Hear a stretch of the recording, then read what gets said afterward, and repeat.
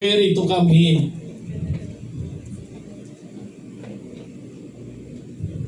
Ano ba ito? Yung kanyang sinabing, yung invitation po ng Panginoong Hesus dyan ay come. Di ba pag kami nag-invite sa atin, ngayon pinadali natin ang invitation, ano natin eh?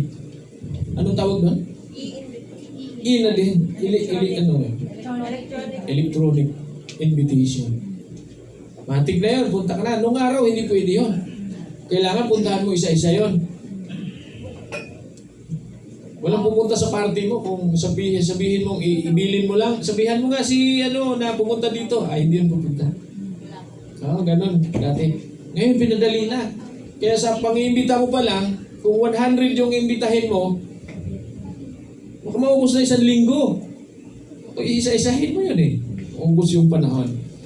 Ngayon, pinadali na din. At ganun din ang ating Panginoon. Kung nais natin ang kapahingahan, ay magsisimula ito sa paglapit natin sa ating Panginoong Hesukristo. Kung tayo ay nabibigatan, kung tayo ay napapagod, kung tayo ay exhausted na, o kung tayo ay na-overwhelmed, lapit tayo sa Panginoong Diyos. Dahil may nakareserve ang Panginoon na gusto niyang ibigay sa atin. Ano yun? Kalakasan, success, at self-sufficient. Yung paano ba Tagalogin yan? Yung basta yun. Mahirap Tagalogin eh. Saktuhan na. Kompleto. Kompleto. Sapat na sapat yun. Self-sufficient. At sino lang po ang mawi-welcome doon? Lahat lang po ng mag-recognize sa kanyang invitasyon. Sabi yung bayad ng Diyos, no, hindi siya namimili. Basta nag-invite siya. At ang makikinabang noon, yung tumanggap sa kanyang invitasyon. At ni-recognize siya as Lord and Savior.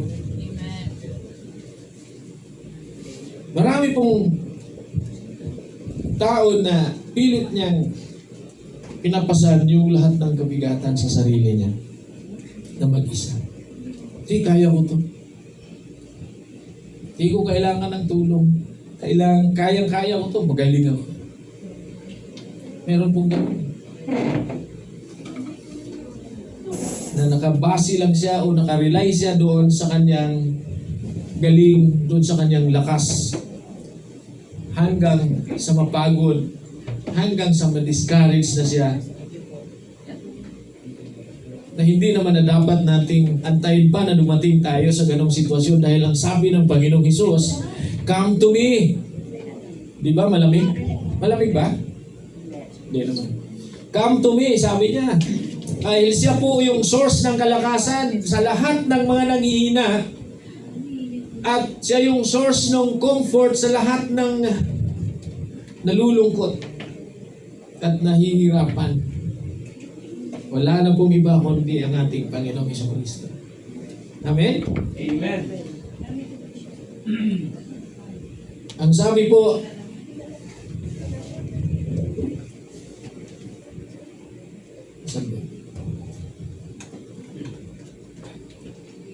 sa Psalm 55 verse 22,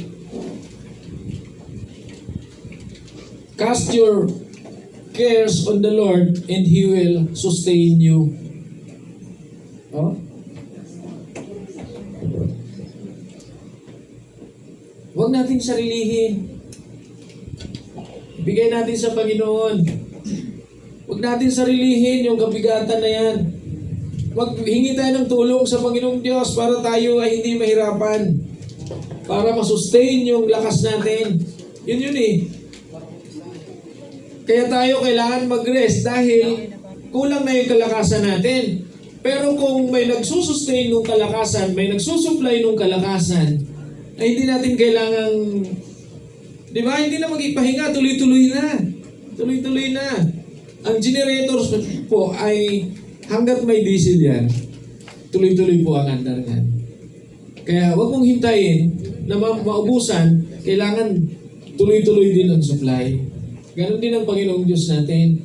Hindi niya hinihintay na maubusan tayo. Alam niya ang pangangailangan natin.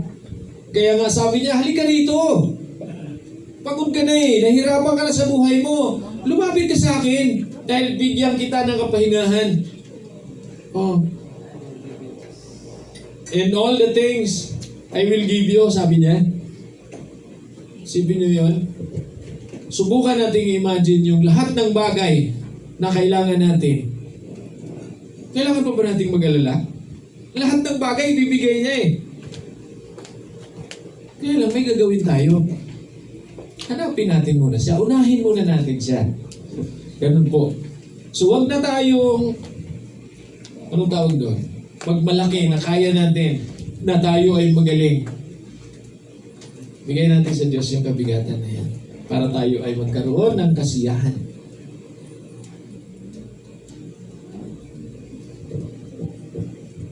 Nasubukan nyo na bang magbuhat ng isang mabigat? 5 kilo.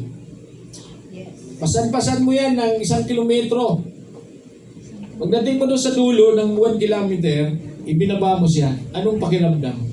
Ito imagine. Diba ang sarap sa feeling nun? Maginhawa. Kapahinga ka na kasi ibababa mo na siya eh. Maramdaman agad natin yung kapahingahan kapag ibinaba natin yung bigat na yon. Tama? Yes. Kaya yung bigat na yan, kung ano bang bigat na dala natin ngayon, huwag nating pasanin na mag-isa. Kasi nga nag-imbita na ang Panginoon na lumapit tayo sa Kanya at Kanyang pagagaanin yung mga kabigatan na ating daladala. Ibaba natin sa Kanya yung kabigatan na yun para tulungan niya tayo, para maging magaan na lang. Ibig sabihin mga kapatid, balansihin natin ang buhay, huwag puro sa atin lang. Dapat may sa Panginoon din. 50-50. Di ba paghati-hati tayo sa babayaran, mas magaan? Yes. Tama ba? Amen. Ay kung 10 kayo, isa lang magbayad, bigat na bigat yung isang magbayad. Pero kung hati-hati, parang samgyup, no? Alala ko na naman yung samgyup.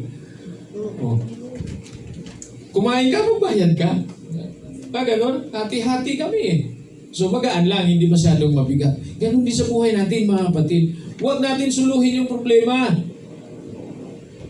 Inimbentahan na nga tayo ng Panginoon eh.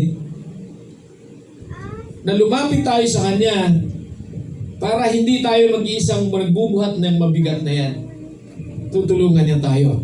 So ano-ano po ba yung ating mga kabigatan na daladala ngayon? Bigay natin sa Panginoong Diyos. Halimbawa, kung ikaw ay may takot, bigay natin, Lord, natatakot po ako, bakit ganito? Hindi ko maintindihan, bakit ako natatakot? Di ba mayroong mga ganong pagkakataon na naramdaman mo lang na natatakot ka? Sabi ng Panginoon, bigay mo sa akin, sabihin mo sa akin yung takot mo na yan. Yung worries. Yung pag-aalala natin. Bakit ba tayo nag-aalala? Kasi hindi tayo sigurado. Di ba? Hindi tayo sigurado eh sa pwedeng mangyari kaya tayo nag-aalala. Pero kung nasa atin ang Panginoon, hindi na tayo mag-worry kasi alam natin na mangyayari dahil sinabi niya na eh. Nandun na sa manual eh, nasa sa instruction eh, nasa Bible eh. Kaya di ba pag may nangyaring lindol, bagyo, hindi na dapat tayo magugulat kasi talagang mangyayari yun. At hindi na rin tayo matatakot dahil handa na tayo. Hello? Ha? Natatakot ba tayo? Nagugulat lang, kakabahan lang. Iba po kasi yung takot. Oh. Yung mga worries natin na yan, yung mga takot natin na yan, bigay natin sa Panginoon. Ano ba ang mga struggles na mayroon tayo? Bigay din natin yan sa Panginoon. Mga disappointments na mayroon tayo ngayon, bigay natin sa Panginoon. At tuturuan tayo ng Diyos paano natin i-handle lahat yan. Kasi pangako niya yun eh. Paano tayo makakaroon ng tunay na kapahingahan kung hindi natin may handle lahat ng yan? Di ba? Wala tayong kapayapaan pag hindi natin i-handle lahat ng ating pinagdadaanan ngayon. So, maano natin may handle yan sa pamamagitan po ng tulong ng ating Panginoon. Amen? So, ang una pong step nating gagawin para tayo magkaroon ng tunay na kapahingahan ay isuko natin sa Panginoong Diyos yung mga kabigatan na dala-dala natin. Amen? Ibigay natin sa Diyos yan. Para hindi na tayo mabigatan. Para laging happy.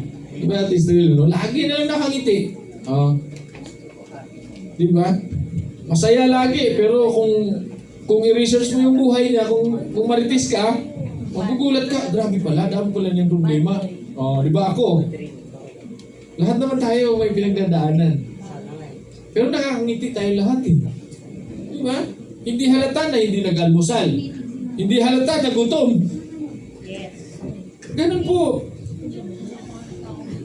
I-surrender natin sa Diyos yung ating mga kabigatan na kung ano bang mayroon na tayo ang daladala ngayon. So point number 2, Jesus gives rest through His grace.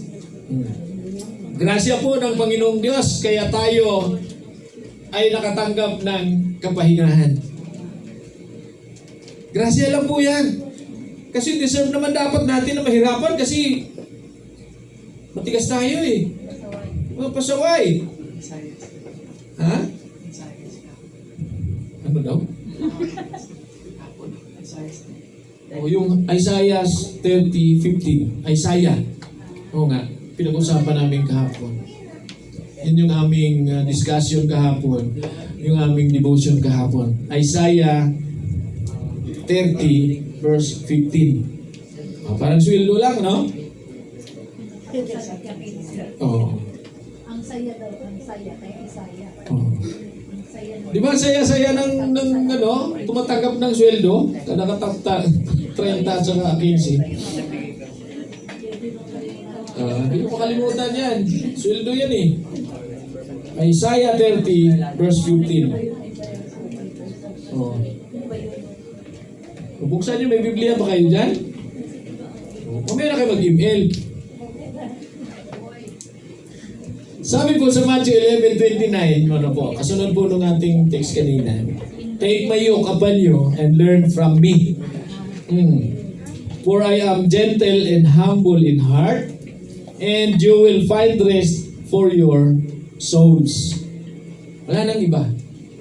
Wala na tayong ibang hahanapin pa. Kung hindi tanggapin ng Panginoon yung yoke na sinasabi ng Panginoon. Alam niyo yung yoke? Ha? Pamatok. Nakakita na ba kayo ng kalabaw na may hila-hila na anong tawag doon? Balsa? Balsa kasi sa amin yan. Kariton. Basta may hila-hila siya. Yung nasa pamatok niya, nasa liig niya dito, na nakaganon, yung karusa, yun po ang yugo. Yun po ang yoke na tinatawag. So yung yoke na yun, nandun lahat ng bigat. Kasi yun lang yung nakapatong dito sa liig ng kalabaw. Ando niya lahat naramdaman yung bigat ng yoke na yun. Pero dito, sinasabi ng Panginoon, yung kanyang yoke ay magaan. Yung ating mga kabigatan ay lalagay niya dun sa yoke niya at pag siya ang nasa atin, yung kabigatan natin na yun ay gagaan. Dahil nandun po ang ating Panginoon. Para tayo ay magkaroon ng kapahingahan.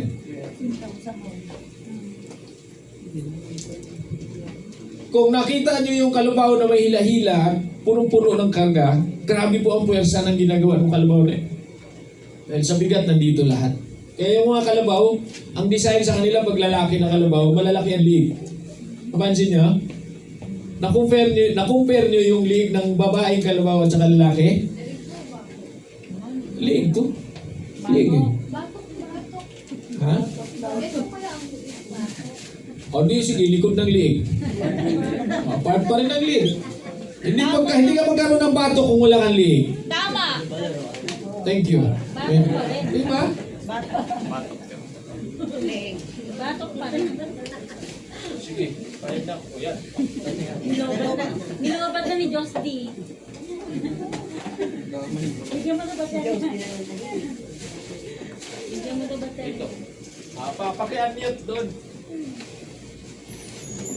Number 2. Ayan. Ang galing. Saan na yung yugo? Yugo tayo, sayok tayo, no? Grabe ho, ang bigat. Kaya yung yoke natin na dala ngayon, bigay natin sa Panginoon. Para siya na magbuhat, para di tayo mabigatan. Magkaroon tayo ng tunay na kapahingahan sa ating mga kaluluwa.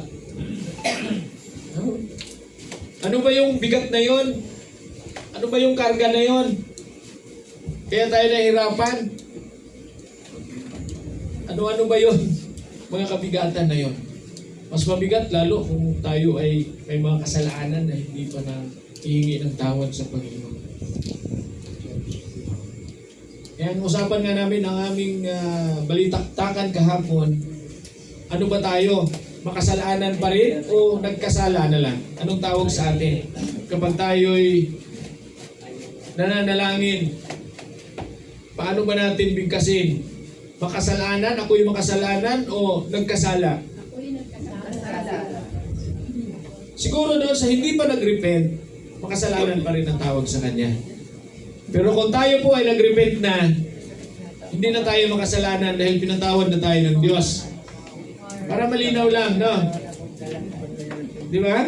Para malinaw lang sa atin na nag-repent na ako, humingi na ako ng patawad sa Diyos sa lahat ng nagagawa ko, pinatawad niya na ako kaya hindi na ako makasalanan ngayon. Kaya nga, ang sabi ko kahapon, ilista mo yung kasalanan mo na nai-repent mo na. Kasi baka bukas magawa mo ulit, double due pa rin din ang tawag doon. Tama ba? Doble na yung parusa kasi alam mo na, hinihingi mo na ng tawad tapos ginawa mo pa ulit. Wala na tayong kapahingahan doon. Masyado na tayong mapagod doon. Di ba? Mapapagod pa tayo lalo. So ang Panginoong Isus po ay inoffer niya yung higit pang kapahingahan sa mga kabigatan natin. Ino-offer din niya sa atin, ino-offer niya sa atin yung kapahingahan po ng ating mga kaluluwa. Dahil yun po ang higit na mahalaga sa ating mga buhay, yung ating kaluluwa ay maingatan. Upang ang ating mga kaluluwa ay makapagpahinga na kasama ang Panginoon. Ang ating pong mga kaluluwa, mga kapatid, ay napapagod kapag ito po ay disconnected sa ating Panginoon. Malulubat po ang battery kapag hindi nakakonect sa charger niya. O kapag ginagamit ito, nalubat na siya. Wala na.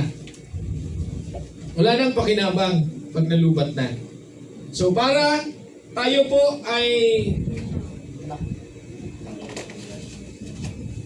tuloy-tuloy yung ating kalakasan, dapat nakakonek tayo sa source ng lakas. Na walang iba kundi ang ating Panginoon. Dahil kapag disconnected tayo, tayo po ay panghihina.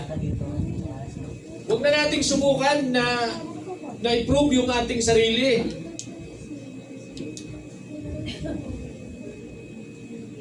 Hindi, kaya ko to eh. Huwag na. Papagod ka eh. Sa umang Diyos, nag-offer na nga ang Panginoon eh. Nasasamahan ka niya eh. Nasasamahan niya tayo. Nag-offer si Jesus sa atin na, halika, pagbibigyan kita ng kapahingahan. So hindi na natin kailangan pang may paghabulan para tayo ay magkaroon. Kung hindi kusa na lang yan darating. Pangako po yan ng Diyos. Basta siya ang unahin natin. Huwag na nating subukang mag-earn ng acceptance. Yung pagsisikapan na pagsisikapan natin maigi na matanggap tayo, hayaan mo na. Kung di ka tanggap ng lipunan, kung di ka tanggap sa isang lugar na, hayaan mo na. Dahil alam mo naman, tanggap ka ng Diyos eh. Yun ang importante sa lahat. Amen. Di ba? Basta tayo ay gumagawa ng naayon sa kalooban ng Panginoong Diyos. And yet, masama pa rin tayo. hindi na tayo may problema doon. Pero kung tayo ay nagsisimba at hindi naman natin sinusunod ang kalooban ng Panginoong Diyos, may problema tayo. May problema nga tayo. Pero kung ginagawa natin yung gusto ng Panginoong Diyos at ayaw nila, kaya mo sila, even Jesus Christ, hindi niya na-please lahat. Kahit saan siya magpunta. Diba? Parang kambing yun na binuhat ni bata. Kawawan mo yung bata, buhat yung kambing. O, binaba ng bata yung kambing, sumakay yung bata, kawawan mo yung kambing, sinakay ng bata. Pag mainit, ang init. Pag malamig, ang lamig. Diba ganun ang tao eh.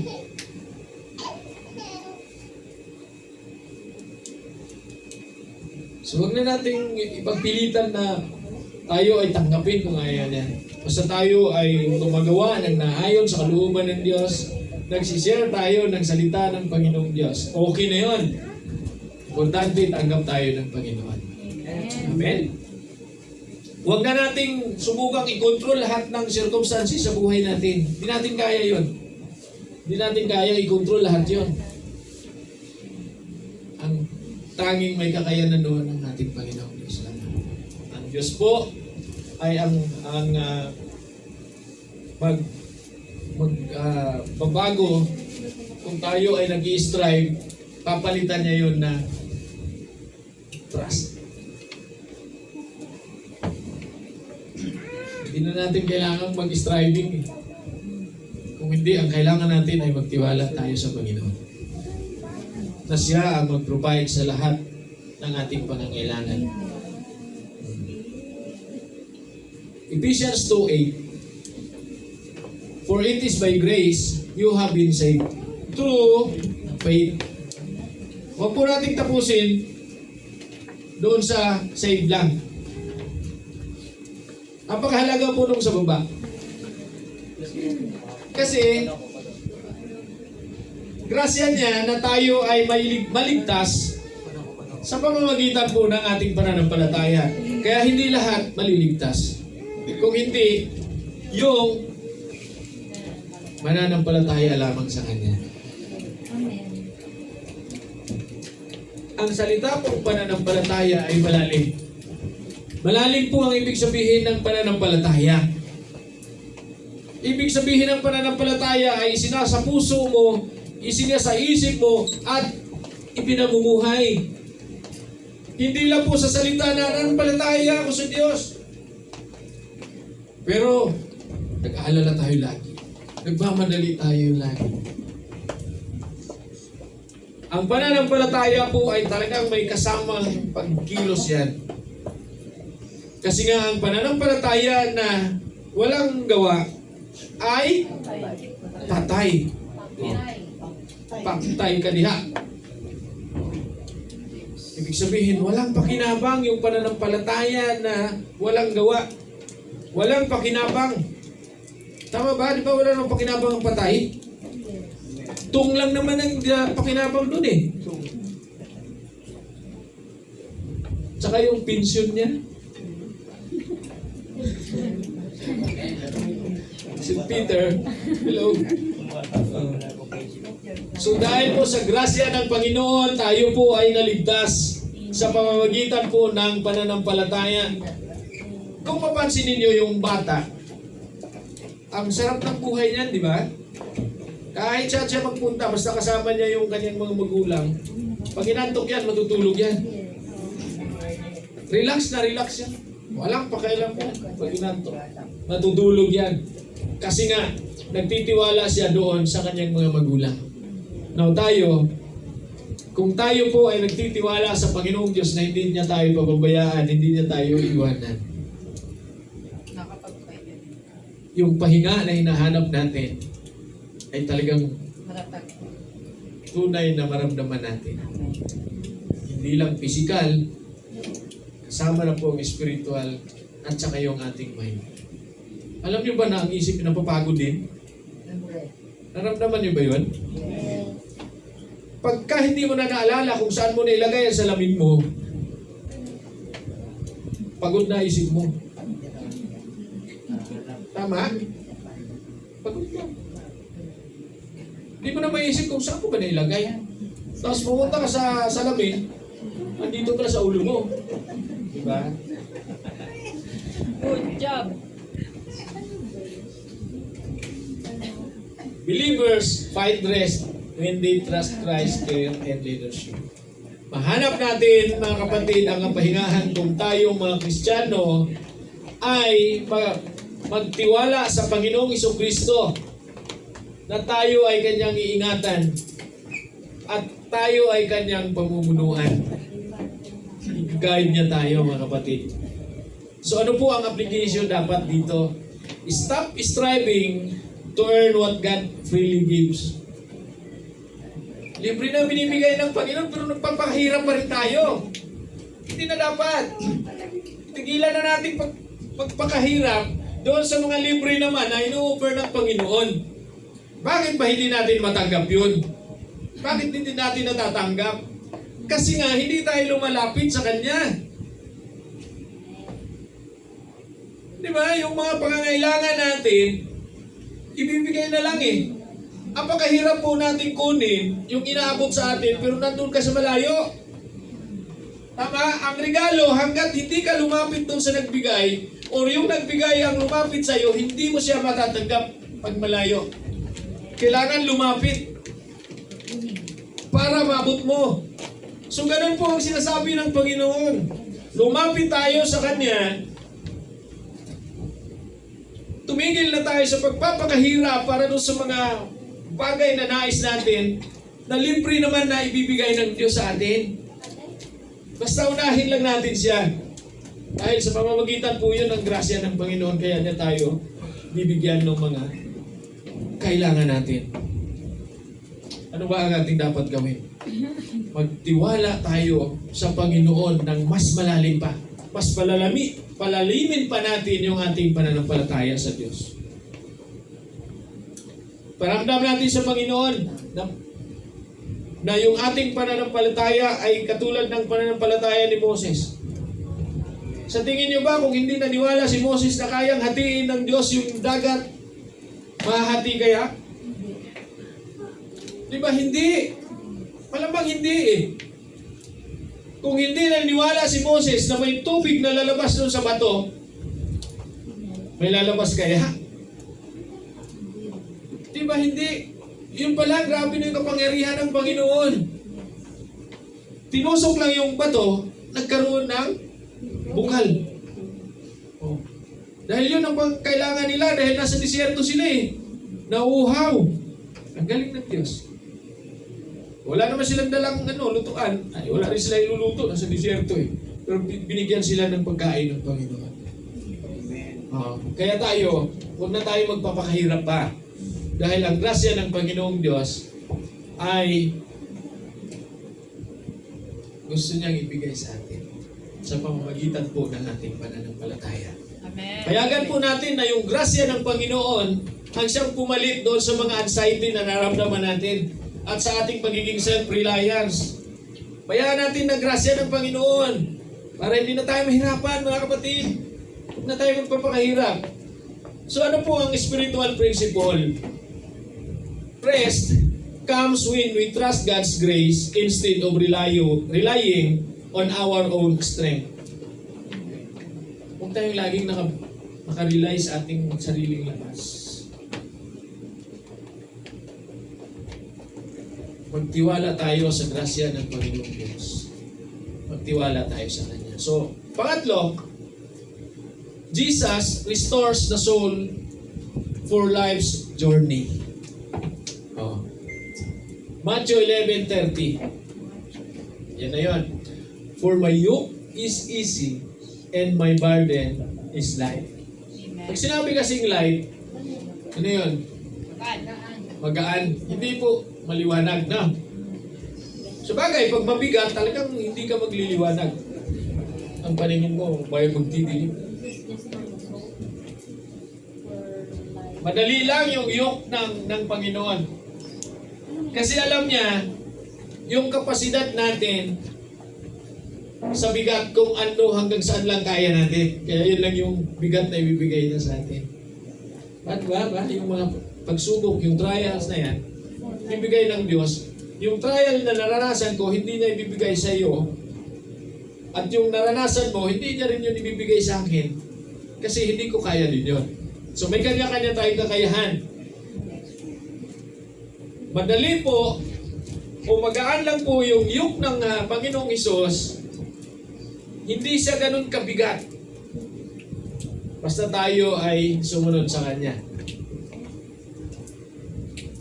At hindi rin po pinangako ng Panginoong Hesus na ang buhay ay wala ng responsibilidad at wala ng mga pagsubok o wala ng mga challenges. Hindi niya rin po yun sinasabi. Dahil nung naborn again ako, hindi naman nawala yung mga problema. Hindi naman nawala yung mga challenges. Nandyan, mas dumami.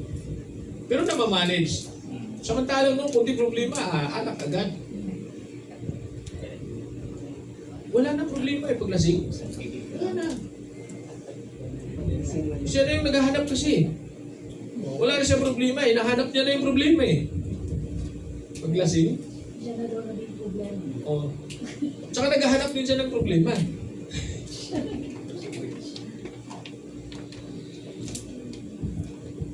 So the burden becomes lighter because we are no longer carrying it alone. Ang isang sakong bigas, pag dalawa tayong nagbuhat, magaan lang. Pero kung isa ka lang magbuhat niyan, talagang Kaya. hindi mo kakayanin. Mahirap. So God restores the soul so we can continue to journey with renewal strength. Okay? Karoon tayo ng panibagong lakas lagi. Lagi tayong malakas araw-araw. Diba? Kasi kasama natin dahil sa Panginoong Hesus, nire-renew niya yung ating kalakasan. So the Christian life is not sustained by human effort, but by divine grace. Hirapan tayong mag-sustain. Hirapan natin i-sustain yung ating mga buhay. Bilang Kristiyano, kung hindi tayo connected sa Panginoong Hesus. Kapag malayo tayo sa Diyos, hindi natin kayanin masustain. At ano po ba ang naglalayo sa tao sa Panginoon? Dapat alam natin yon para alam natin paano iwasan. Di ba? Kung alam mong mabubunggo ka dyan sa poste na yan, iwasan mo na. Kita mo na Hindi ko po nakita Oo, gipin na. Bukas, dumaan ka, nabangga ka na naman. Hindi mo pa rin nakita, nakalimutan mo Okay, sige. Nakalimutan mo. Kinabukasan, nabangga ka pa ulit. Ba't kasi hindi inalis yung poste na yan? Yung pinupang ganun, no? Hindi ka pa tao, poste na yan Nandiyan na yan Diba? Grabe ang tao, no? Naalala ko sabi ni Pastor Celso, migamol daw Hindi ko natanong sa kanya, ano ba ibig sabihin ng migamol? Iniisip ko na lang, migamol. Hindi naman umaalis yung migamol doon talaga Doon naman talaga yan. Parang ibig sabihin, wala kang kadala-dala 3 beses kang nabangga. Yung sa pang-apat, sinisi mo na yung nabangga mo. Hindi naman na umaalis doon. Diyan pa rin naman yan. Pastor, alam na ni Gat, ibig sabihin ng may gamot. Alam May na gamot natin. yung len. Nagulo kay Pastora. May Lucano yun. Okay. Mamaya. Kahit ang mulang lang. Kailangan natin nakakonect sa ating Panginoon para masustain po yung ating lakas. So, pamagitan po ng kanyang grasya. Ito, Isaiah 40 verse 31. But those who hope in the Lord will renew their strength. Amen. Kung ikaw, kapatid, ngayon, nanghihina, baka hindi ka umaasa sa Panginoon. Dahil ang sabi niya, lahat ng umaasa sa Panginoon ay marirenew yung kanyang strength. Marirenew yung kanyang kalakasan. Ibig sabihin, hindi manghihina. Kapag ang pag-asa natin ay sa Panginoon, hindi tayo manghihina. Dahil may nagsusupply ng lakas, ng kalakasan. Di ba? So ano pang gagawin natin? Mas palalimin pa natin yung ating pananampalataya sa Kanya. Lahat kayo, yung mga cellphone. Yung cellphone tayo lahat.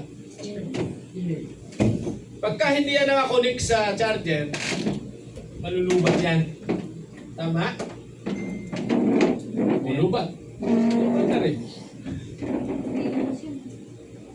At kahit nakakonect yan, kung hindi proper yung kanyang function, nakakonect sa charger, hindi naman nakakonect doon sa source ng electricity, Walang data.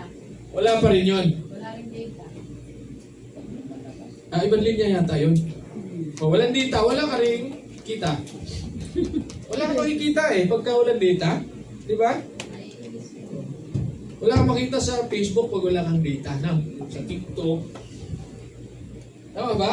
So, kailangan natin, connected tayo, continuous po yung connection natin sa ating Panginoon para po manatili yung kalakasan natin spiritual. Laging bago, laging malakas. Di ba ganun yun? Pagkabago, sabihin malakas pa yun. Bagong church Full church, malakas. So ang kalakasan natin ay nasa Panginoon lamang mga kapatid. Nagmamadali na yung tablet. Gusto niya nang matapos. Yun ang sabi sa Isaiah 40 verse 31. At ganun din tayo dapat connected tayo sa Panginoon. Now, develop habits that keep you connected to Jesus. Ano-ano po ba yung mga habit dapat na i-develop natin para tayo ay manatiling connected sa Panginoong Hesus? Read the Bible. Bible reading. Ano pa po? Prayer. Ano yun? Fellowship. Worship. Yan po ang daan para tayo ay manatiling connected sa ating Panginoon. Ano pa? Quiet time with God. Alam mo yung quiet time na, di ba nagbasa ka ng isang Bible verse, no din pong basahin yung isang, kung memorize mo yung buong Biblia.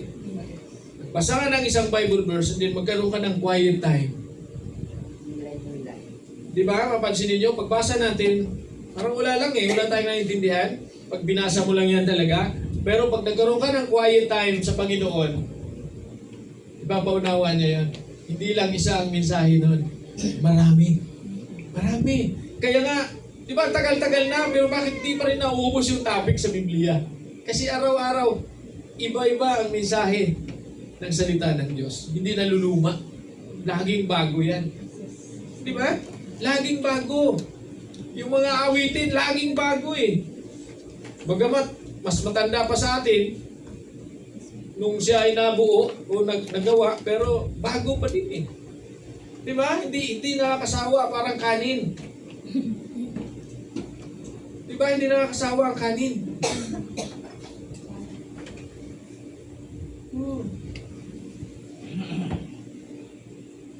Mamaya, kakain tayo, may kanin.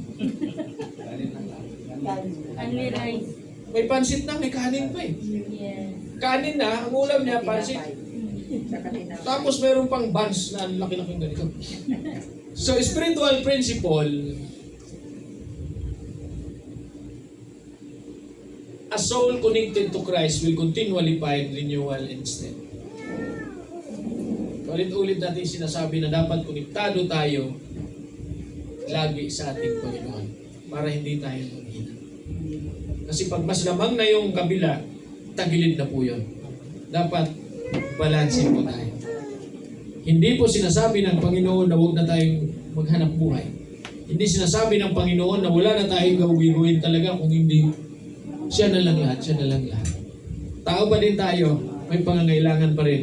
Pero ang nais lang na ibigay o ipaunawa ng Panginoon sa atin, ayaw niya na mahirapan tayo.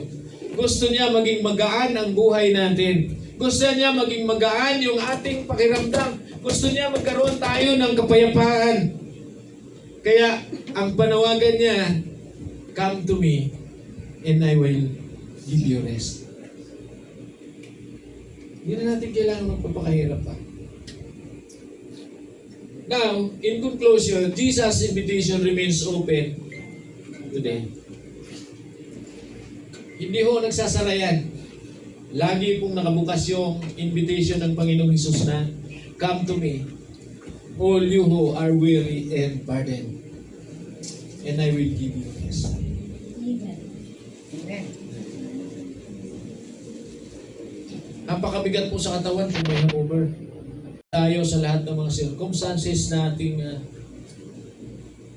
na kinakaharap, overwhelmed na tayo sa ating mga responsibilidad. Napakarami ko ng responsibility. Maaaring na-overwhelmed na tayo. But the answer is not simply trying harder. The answer is coming to Jesus. Lapit tayo sa Panginoong Hesus. Yun po ang kanyang offer sa atin. Kapayapaan para doon sa mga, o kapahingahan para doon sa mga napapagod. Kapayapaan doon sa mga anxious. Kalakasan po para doon sa mga mahihina, unang hihina. At pag-asa para doon sa mga nadidiscourage na. Yun po ang offer ng ating Panginoon na dapat nating tugunan. Lapit po tayo sa Kanya, mga kapatid, para maging magaan ang lahat, para tayo ay magkaroon ng tunay na kapahingahan. Panginoon, salamat sa oras pong ito, sa tanghali o sa umagang ito, God, sa iyong mga salita. Sa amin pong pag-uwi, dala namin ang mensahe mo, yung pinaunawa niyo po sa amin, O Diyos. Ito po ay may pamuhay namin. Maramdaman namin yung tunay na kapahingahan. At mas lumalim pa yung aming paniniwala at pananampalataya sa iyo, O Diyos. Panghawakan namin ang iyong salita, ang invitation mo sa amin na kami ay lumapit. Lahat kaming nahirapan, lahat kaming napapagod, lahat kaming nabibigatan. At bibigyan mo kami ng kapahingahan. Maraming salamat naman sa iyo po lahat ng kapurihan, pagsamba at pasasalamat. In Jesus' name. Amen.